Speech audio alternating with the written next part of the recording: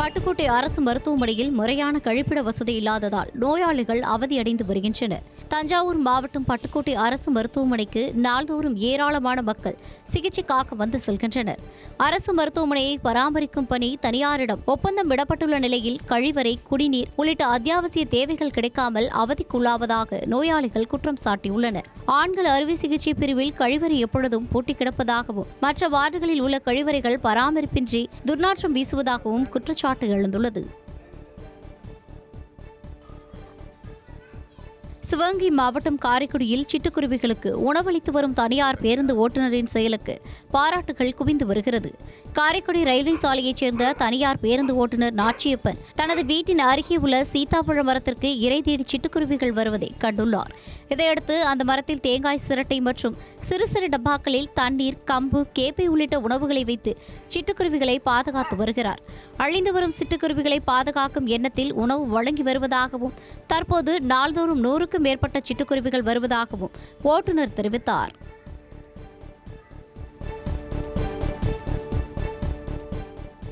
பூண்டு விலை கடுமையாக வீழ்ச்சியடைந்துள்ளதால் ஈரோடு மாவட்ட விவசாயிகள் வேதனை அடைந்துள்ளனர். ஈரோடு மாவட்டம் மாவல்லம், கேர்மாலம் உள்ளிட்ட மலைப்பகுதிகளில் சுமார் 1000 ஏக்கர் பரப்பளவில் பூண்டு பயிரிடப்பட்டு தற்போது அறுவடை பணி நடைபெற்று வருகிறது. இந்நிலையில் கடந்த மாதம் 200 ரூபாய்க்கு விற்பனையான 1 கிலோ பூண்டு தற்போது விவசாயிகளிடமிருந்து 60 ரூபாய்க்கு கொள்முதல் செய்யப்படுகிறது. இதனால் நஷ்டம் ஏற்பட்டுள்ளதாக விவசாயிகள் வேதனை தெரிவித்தனர்.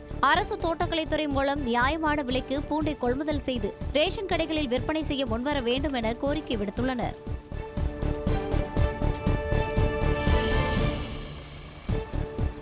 தேனி மாவட்டம் ஆண்டிப்பட்டியில் போதிய விலை கிடைக்காததால் காலிஃபிளவர் செடிகளை விவசாயிகள் டிராக்டர் கொண்டு அழித்தனர். திருமலாபுரம், கரிசல்பட்டி, கண்டமனூர் உள்ளிட்ட பகுதிகளில் விவசாயிகள் அதிக அளவு காலிஃபிளவர் செடிகளை பயிரிட்டுள்ளனர்.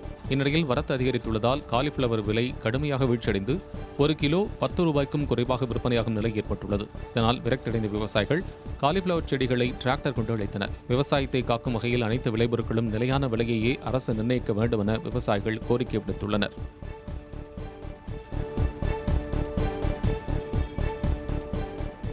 விருதுநகர் மாவட்டம் ராஜபாளையம் நகராட்சி அலுவலகம் எதிரில் பாமக சார்பில் கண்டன ஆர்ப்பாட்டம் நடைபெற்றது. ராஜபாளையம் நகராட்சி 31வது வார்டில் வடிகாலை முழுமையாக அமைத்து தர வேண்டும், தெருவிளக்குகள் அமைக்க வேண்டும், சொத்து வரி மற்றும் பாதாள சாக்கடை வரியை குறைக்க வேண்டும் உள்ளிட்ட பல்வேறு கோரிக்கைகள் வலியுறுத்தப்பட்டன. பாமக சார்பில் நடைபெற்ற ஆர்ப்பாட்டத்தில் பொதுமக்கள் ஏராளமானோர் கலந்து கொண்டு முழக்கங்களை எழுப்பினர்.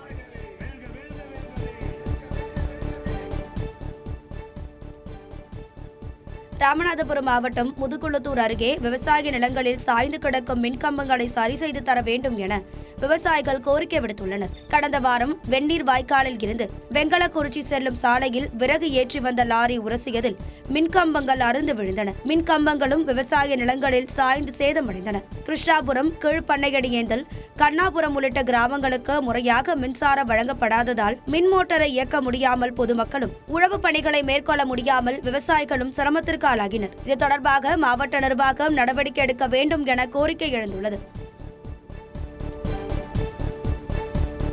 கோவையில் உங்களை தேடி உங்கள் ஊரில் திட்டத்தின் கீழ் மாவட்ட ஆட்சியர் பல்வேறு அரசு நலத்திட்டங்களை நேரில் ஆய்வு செய்தார். தமிழ்நாடு நுகர்பொருள் வாணிப கழகம், நியாய விலைக்கடை, விளாமரத்தூர் குடிநீர் திட்ட பணிகள், லிங்காபுரம் பகுதியில் கட்டப்பட்டு வரும் உயர்மட்ட பால பணிகள் உள்ளிட்ட பல்வேறு அரசு துறை சார்ந்த அலுவலகங்கள் மற்றும் நிறுவனங்களில் மாவட்ட ஆட்சியர் பவன்குமார் ஆய்வு மேற்கொண்டார். அப்போது பொதுமக்கள் அளித்த மனுக்களை பெற்றுக்கொண்ட ஆட்சியர் உரிய நடவடிக்கை எடுக்கப்படும் என உறுதியளித்தார்.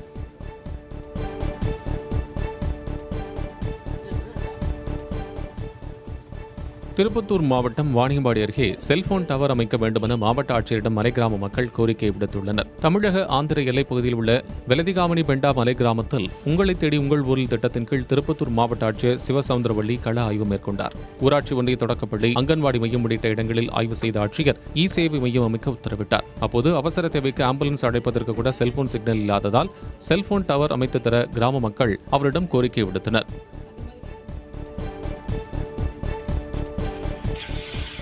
தஞ்சையில் பள்ளி விடுதி வார்டன் பணியிட மாற்றம் செய்யப்பட்டதை கண்டித்து பார்வை திறன் குறைபாடுடைய மாணவர்கள் வகுப்புகளை புறக்கணித்து போராட்டத்தில் ஈடுபட்டனர். தமிழகத்திலேயே பார்வை திறன் குறையுடைய மாணவ மாணவிகள் தங்கி படிக்கும் பள்ளி தஞ்சாவூர் மேம்பாலம் பகுதியில் அமைந்துள்ளது. இங்கு கடந்த 6 ஆண்டுகளாக வார்டனாக பணியாற்றிய வைரவள்ளி திடீரென பணியிட மாற்றம் செய்யப்பட்டார். இதனை கண்டித்து மாணவ மாணவிகள் வகுப்புகளை புறக்கணித்து பள்ளி வளாகத்தில் அமர்ந்து உள்ளிருப்பு போராட்டத்தில் ஈடுபட்டனர். வார்டன் பணிமாற்றம் செய்யப்பட்டதால் தேர்வு எழுத மாட்டோம் எனவும் மாணவர்கள் தெரிவித்தனர்.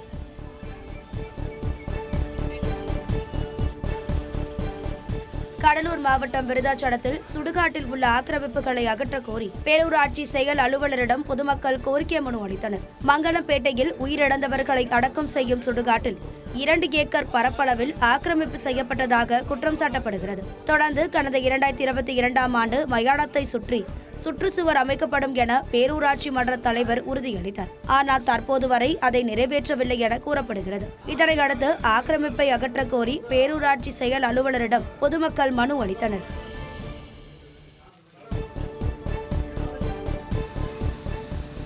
ராணிப்பேட்டை மாவட்டம் நெமிலி அருகே 10ஆம் வகுப்பு மாணவியை கிண்டல் செய்த சலூன் கடை உரிமையாளரை போலீசார் கைது செய்தனர். பணப்பாக்கம் பேரூராட்சிக்கு உட்பட்ட தென் மாம்பாக்கம் பகுதியைச் சேர்ந்த குமார் என்பவர் பணப்பாக்கம் பேருந்து நிலையம் அருகே சலூன் கடை நடத்தி வருகிறார். அப்பகுதியைச் சேர்ந்த 10ஆம் வகுப்பு மாணவியை பள்ளிக்கு செல்லும் போது பின்தொடர்ந்த குமார் அவரை காதலிப்பதாகவும் திருமணம் செய்து கொள்வதாகவும் கூறி தொந்தரவு செய்துள்ளார். அச்சமடைந்த மாணவி இது தொடர்பாக பெற்றோரிடம் கூறியதை அடுத்து அவர்கள் அளித்த புகாரின் பேரில் சலூன் கடை உரிமையாளர் கைது செய்யப்பட்டுள்ளார். ராமநாதபுரம் மாவட்டம் கடலாடி அருகே கோவில் திருவிழாவை ஒட்டி மாட்டு வண்டி பந்தயம் விமர்சையாக நடைபெற்றது. திரு ஆப்பனூர் கிராமத்தில் ஸ்ரீ அரியநாயகி அம்மன் கோவில் முளைப்பாரி திருவிழாவை முன்னிட்டு 2 பிரிவுகளாக மாட்டு வண்டி பந்தயம் நடத்தப்பட்டது. இதில் பெரிய மாடு சின்ன மாடு பிரிவுகளில் மொத்தம் 27 ஜோடி மாட்டு வண்டிகள் கலந்து கொண்டன. தொடர்ந்து முதல் 3 இடங்களை பிடித்த மாட்டு வண்டி உரிமையாளர்களுக்கும் சாரதிகளுக்கும் ரொக்க பரிசு மற்றும் நினைவு பரிசுகள் வழங்கப்பட்டன. சுற்றுவட்டார பகுதிகளிலிருந்து வந்திருந்த ஏராளமான கிராம மக்கள் போட்டியை ஆர்வமுடன் கண்டு ரசித்தனர்.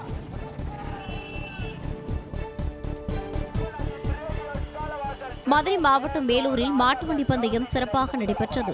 திருவாதவூர் திருமோகூர் சாலையில் நடைபெற்ற பந்தயத்தில் பெரிய மாடு பிரிவில் 8 ஜோடிகளும் நடுமாடு பிரிவில் 15 ஜோடிகளும் சின்ன மாடு பிரிவில் 32 ஜோடி மாடுகளும் பங்கேற்றன. குறிப்பிட்ட நேரத்தில் பந்தய தூரத்தை கடந்து வெற்றி பெற்ற முதல் 4 மாட்டு வண்டியின் உரிமையாளர்கள் மற்றும் சாரதிகளுக்கு நினைவு கோப்பை மற்றும் பரிசு தொகை வழங்கப்பட்டது. போட்டியினை ஏராளமான பொதுமக்கள் கண்டுகளித்த நிலையில் போலீசார் பாதுகாப்பு பணியில் ஈடுபட்டிருந்தனர். கடலூர் மாவட்டம் பண்ருட்டியில் 12ஆம் வகுப்பு மாணவிக்கு பாலியல் தொல்லை அளித்த கார் ஷோரூம் மேலாளர் போக்சோ சட்டத்தின் கீழ் கைது செய்யப்பட்டார். பண்டரக்கோட்டை பகுதியைச் சேர்ந்த செல்வகுமார் சென்னையில் உள்ள கார் ஷோரூமில் மேலாளராக பணியாற்றி வருகிறார். விடுமுறையில் சொந்த ஊருக்கு சென்ற அவர் அதே பகுதியைச் சேர்ந்த 12ஆம் வகுப்பு மாணவி துணி மாற்றும் போது செல்போனில் புகைப்படம் எடுத்ததாக தெரிகிறது. அதை காண்பித்து மாணவிக்கு அவர் பாலியல் தொல்லை அளித்ததாகவும் கூறப்படுகிறது. இதுகுறித்து அளிக்கப்பட்ட புகாரின் பேரில் செல்வகுமாரை போலீசார் போக்சோ சட்டத்தின் கீழ் கைது செய்து சிறையில் அடைத்தனர்.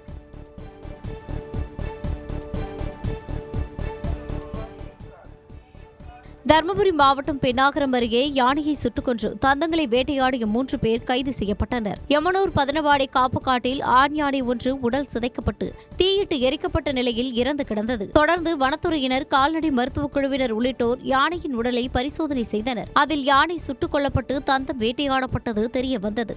இது தொடர்பாக விசாரணை மேற்கொண்ட வனத்துறையினர் விஜயகுமார், தினேஷ், கோவிந்தராஜ் ஆகியோரை கைது செய்து சிறையில் அடைத்தனர். மேலும் தலைமறைவாக உள்ள 3 தேடி வருகின்றனர்.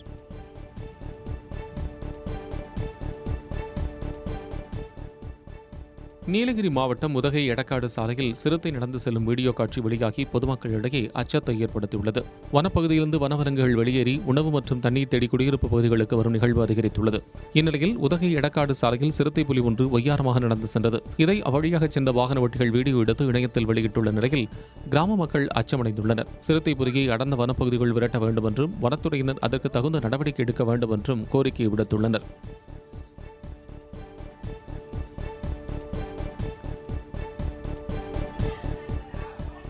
திருப்பூர் மாவட்டம் ஆண்டிபாளையம் அருகே வீட்டின் கழிவறையில் பதுங்கியிருந்த கண்ணாடி விரியன் பாம்பால் பரபரப்பு ஏற்பட்டது. ஆண்டிபாளையம் பகுதியில் வசித்து வரும் கபில் என்பவரின் வீட்டு கழிவறையின் அருகே வித்தியாசமான சத்தம் கேட்டுள்ளது. இதனையடுத்து அவர் அங்கு சென்று பார்த்தபோது துணி துவைக்கும் இயந்திரத்தின் கீழ் கண்ணாடி விரியன் பாம்பு பதுங்கியிருப்பதை கண்டு அதிர்ச்சியடைந்தார். இதுகுறித்து அவர் அளித்த தகவலின் பேரில் சம்பவ இடத்துக்கு வந்த தீயணைப்புத் துறையினர் பாம்பை மீட்டு வனப்பகுதியில் விடுவித்தனர்.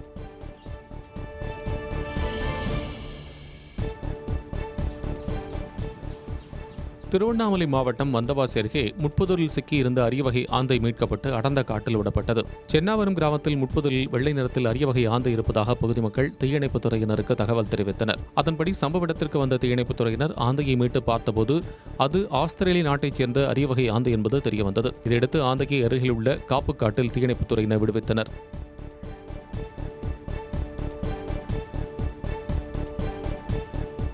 தேனியில் குடோனில் பதுக்கி வைக்கப்பட்டிருந்த 40 டன் ரேஷன் அரிசியை வட்ட வழங்கல் அதிகாரிகள் பறிமுதல் செய்தனர். அள்ளிநகரம் காவல் நிலையம் அருகே உள்ள குடோனில் ரேஷன் அரிசி பட்டை தீட்டப்பட்டு கேரளாவிற்கு கடத்தப்படுவதாக தேனி மாவட்ட வழங்கல் அதிகாரி மாரிசெல்விக்கு தகவல் கிடைத்தது. அதன் பேரில் போலீசார் உதவியுடன் குடோனில் ஆய்வு மேற்கொண்ட அதிகாரிகள் பதுக்கி வைக்கப்பட்டிருந்த 40 டன் ரேஷன் அரிசியை பறிமுதல் செய்து வேளாண் விற்பனை மைய குடோனுக்கு அனுப்பி வைத்தனர். தொடர்ந்து குடோனை பூட்டிய அதிகாரிகள் சீல் வைத்தனர்.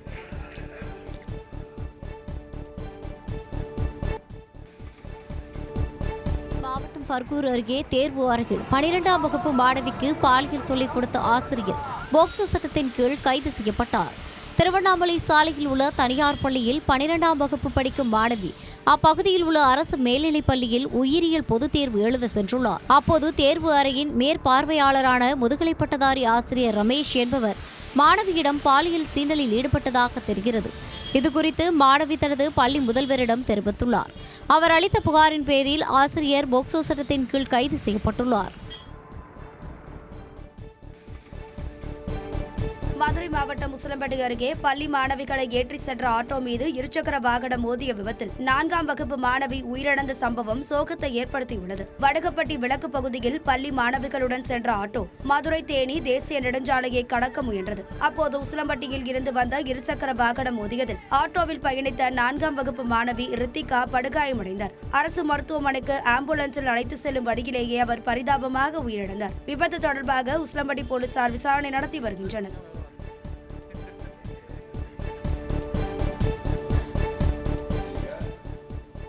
தென்காசி மாவட்டம் சங்கரன்கோவில் புதிய பேருந்து நிலையத்திற்கு அண்ணாவின் பெயரை வைக்காவிட்டால் விளைவுகள் வேறு மாதிரி இருக்கும் என அதிமுக நகர்மன்ற துணைத் தலைவர் மிரட்டல் விடுத்த சம்பவம் பரபரப்பை ஏற்படுத்தியுள்ளது. சங்கரன்கோவிலில் நகர்மன்ற கூட்டத்தில் கழிவுநீர் திருவிளக்கு அமைத்தல் உள்ளிட்ட அடிப்படை வசதிகளில் கவனம் செலுத்தாதது குறித்து திமுக நகர்மன்ற தலைவியிடம் உறுப்பினர்கள் சரமாரியாக கேள்வி எழுப்பினர். அப்போது கூட்டத்தில் பேசிய அதிமுக நகர்மன்ற துணைத் தலைவர் கண்ணன் சங்கரன்கோவிலில் விரைவாக தொடங்க இருக்கும் பேருந்து நிலையத்திற்கு அண்ணாவின் பெயரையே வைக்க வேண்டும் என்று வலியுறுத்தினார். அண்ணாவின் பெயரை வைக்காவிட்டால் மக்களை திரட்டி போராட்டத்தில் ஈடுபடப் போவதாகவும் எச்சரிக்கை விடுத்தார்.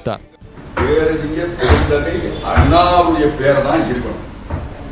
அதை மடைமாற்றி வேற ஏதாவது பேரு வந்துச்சு அப்படின்னா நான் ஒன்றும் சொல்றதுக்கு இல்லை, மிகப்பெரிய ஒரு விளைவுகளை சந்திக்க வேண்டும். ஜாதி சமயத்துக்கு அப்பாற்பட்ட ஒரு மனிதன் அவர் பேர் இருக்கணும். வேற அங்க சொல்லிட்டாங்க இங்க சொல்லிட்டாங்க இங்க சொல்லிட்டாங்க அப்படின்னு ஏதாவது மடைமாற்றினா ஒரு இதுல மாத்திட்டே நாங்க அதை கூட பெருசா நினைக்கல. ஆனா அண்ணா பேரு கட்டாயம் இருக்கணும்.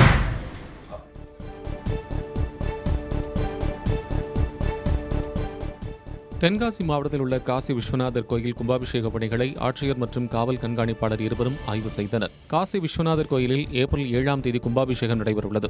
இப்பணிகள் முறையாக நடைபெறாததால் விழாவினை தள்ளி வைக்க வேண்டும் என சென்னை உயர்நீதிமன்ற மதுரை அமர்வில் வழக்கு தொடரப்பட்டுள்ளது. இந்நிலையில் கும்பாபிஷேக பணிகளை மாவட்ட ஆட்சியர் கமல் கிஷோர், மாவட்ட காவல் கண்காணிப்பாளர் அரவிந்த் உள்ளிட்ட அரசு அதிகாரிகள் ஆய்வு செய்தனர்.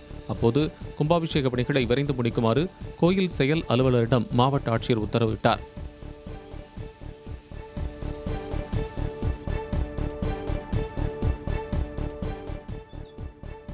புதுக்கோட்டை மாவட்டம் திருமயம் அருகே நடைபெற்ற மாட்டு வண்டி பந்தயத்தை திரளான பொதுமக்கள் கண்டு ரசித்தனர். இளஞ்சாவூர் ஸ்ரீ முத்துமாரியம்மன் கோயில் பங்குனி பொங்கல் திருவிழாவை முன்னிட்டு மாட்டு வண்டி பந்தயம் நடைபெற்றது. இதில் மதுரை, தேனி, திண்டுக்கல் உள்ளிட்ட மாவட்டங்களைச் சேர்ந்த 28 ஜோடி மாட்டு வண்டிகள் கலந்து கொண்டன. பெரிய மாடு, சிறிய மாடு என இரு பிரிவுகளில் போட்டி நடத்தப்பட்ட நிலையில் சாலையில் சீறி பாய்ந்த காளைகளை பொதுமக்கள் கண்டு ரசித்தனர். பந்தயத்தில் முதல் 4 இடங்களை பெற்ற மாட்டு வண்டி உரிமையாளர்களுக்கு ரொக்கம் மற்றும் கோப்பைகள் பரிசாக வழங்கப்பட்டன.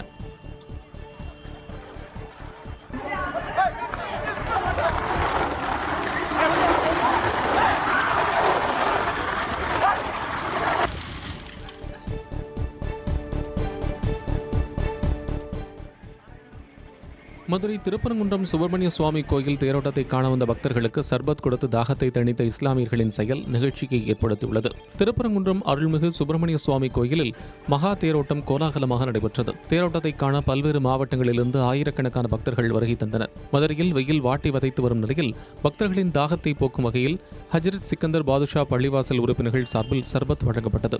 சமூக நல்லிணக்கத்திற்கு எடுத்துக்காட்டாக நடந்த இஸ்லாமியர்களின் செயலை பலரும் பாராட்டி வருகின்றனர்.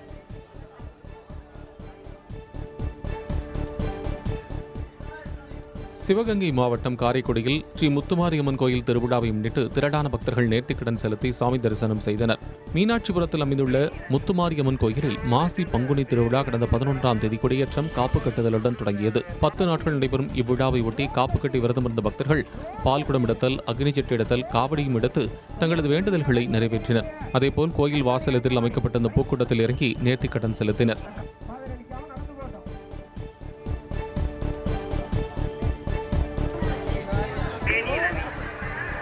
சேர்ந்த வேலி ரவி என்ற நபர் புறக்காவல் நிலையத்துக்கு வரும்படி கன்னியாகுமரி மாவட்டம் கருங்கல் அருகே இளைஞர் இறப்பில் சந்தேகம் இருப்பதாக கூறி அவரது உறவினர்கள் சாலை மறியல் போராட்டத்தில் ஈடுபட்டதால் பரபரப்பு ஏற்பட்டது. மாங்கரை பகுதியைச் சேர்ந்த இளைஞர் சஜின் கடந்த ஞாயிற்றுக்கிழமை வீட்டிலிருந்து வேலைக்கு சென்றவர் மீண்டும் வீடு திரும்பாததால் அவரது பெற்றோர் காவல் நிலையத்தில் புகார் அளித்தனர். அதன் பேரில் விசாரணை மேற்கொண்ட போலீசார் காட்டாரக்குளத்திலிருந்து சஜினை சடலமாக மீட்டனர். இதைத் தொடர்ந்து இளைஞரின் உடல் பிரேத பரிசோதனைக்கு அனுப்பி வைக்கப்பட்டது. இந்நிலையில் உடலை வாங்க மறுத்து அவரது உறவினர்கள் சாலை மறியலில் ஈடுபட்டதால் மாங்கரை சந்திப்பில் போக்குவரத்து பாதிக்கப்பட்டது.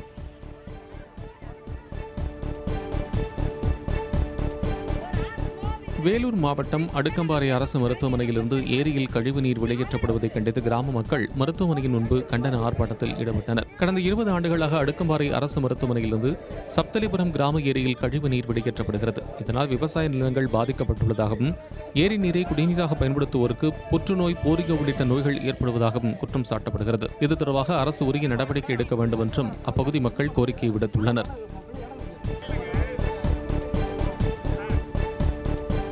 நீலகிரியில் கட்டடங்கள் கட்ட அனுமதி மறுக்கும் மாவட்ட நிர்வாகத்தை கண்டித்து நீலகிரி சிவில் இன்ஜினியர் சங்கம் சார்பில் வாழை இலையில் மண் போட்டு சாப்பிடும் நூதன போராட்டம் நடைபெற்றது. நீலகிரி மாவட்டத்தில் கட்டடங்கள் கட்ட பல்வேறு கட்டுப்பாடுகள் விதிக்கப்பட்டுள்ளன. இதனால் நீண்டகாலமாக கட்டுமானம் சார்ந்த தொழிலில் உள்ள அனைத்து தரப்பினரும் வீடு கட்ட வரைபடம் தயாரித்து அங்கீகாரம் கிடைக்காமல் காத்திருக்கின்றனர். இதையடுத்து கட்டடம் கட்ட அனுமதி மறுக்கப்பட்டுள்ளதால் வாழ்வாதாரம் பாதிக்கப்பட்டுள்ளதாக கூறி மாவட்ட நிர்வாகத்தை கண்டித்து சிவில் இன்ஜினியர் சங்கத்தினர் ஆர்ப்பாட்டத்தில் ஈடுபட்டனர்.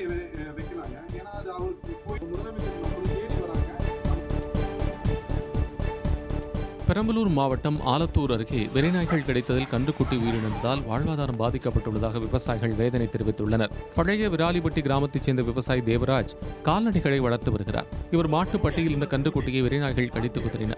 தொடர்ந்து கால்நடை மருத்துவமனையில் சிகிச்சை பலனின்றி கன்றுக்குட்டி பரிதாபமாக உயிரிழந்தது. கடந்த சில நாட்களுக்கு முன்பு அதே பகுதியில் நாய்கள் கடித்து 5 ஆடுகள் உயிரிழந்தன. தொடர்ந்து இதுபோன்ற சம்பவங்களால் சாலையில் நடந்து செல்ல அச்சப்படும் நிலை ஏற்பட்டுள்ளதாக அப்பகுதி மக்கள் தெரிவிக்கின்றனர். இது தொடர்பாக மாவட்ட நிர்வாகம் நடவடிக்கை எடுக்க வேண்டும் என்றும் வலியுறுத்துகின்றனர்.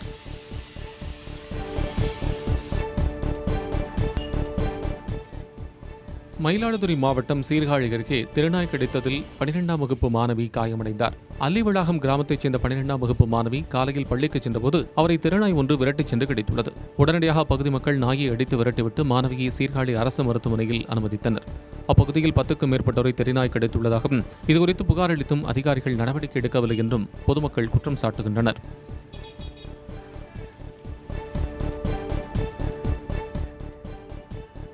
தூத்துக்குடி மாவட்டம் ஓட்டப்பிடாரத்தில் தனியார் பேருந்தில் பயணியின் பணப்பையை திருடிய பெண்ணை போலீசார் தேடி வருகின்றனர். ஓட்டப்பிடாரத்திலிருந்து தூத்துக்குடி நோக்கி சென்ற தனியார் பேருந்தில் பயணித்த பெண் தூத்துக்குடி அண்ணா பேருந்து நிலையத்தில் இறங்கினார். அப்போது தனது பணப்பை காணாமல் போனதை கண்டு அதிர்ச்சியடைந்தவர் காவல் நிலையத்தில் புகார் அளித்தார். அதன் பேரில் விசாரணை மேற்கொண்ட போலீசார் பேருந்தில் பொருத்தப்பட்டிருந்த CCTV காட்சிகளை கைப்பற்றி திருட்டில் ஈடுபட்ட பெண்ணை தேடி வருகின்றனர்.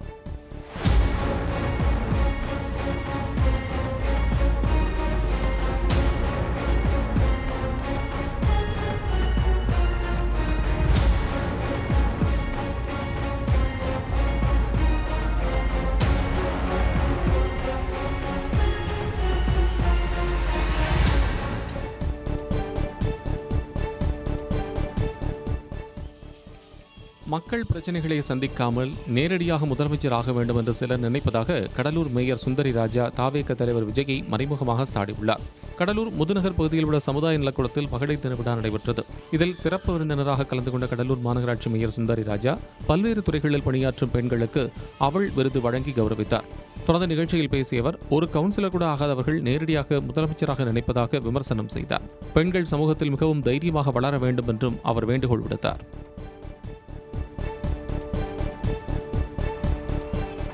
கடலூர் மாவட்டம் பண்ருட்டி அருகே ஆட்டோவில் ஆடுகளை கடத்திச் சென்ற ஆட்டோ ஓட்டுநர் கைது செய்யப்பட்டார். கீழிருப்பு கிராமத்தில் நள்ளிரவு நேரங்களில் தொடர்ந்து ஆடுகள் திருடு போவதாக புகார்கள் எழுந்தன. இந்நிலையில் சென்னை கும்பகோணம் சாலையில் வாகன தணிக்கையில் ஈடுபட்டிருந்த பண்ருட்டி போலீசார் அவ்வழியாக வந்த ஆட்டோவை நிறுத்தி சோதனை மேற்கொண்டனர். அப்போது ஆட்டோவில் ஆடுகள் திருடி வந்தது தெரிய வந்துள்ளது. இதையடுத்து ஓட்டுநர் பிரபுவை கைது செய்த போலீசார் 2 ஆடுகளை பறிமுதல் செய்தனர். திருட்டுக்கு உடந்தையாக இருந்த விஜய் என்பவரை தேடி வருகின்றனர்.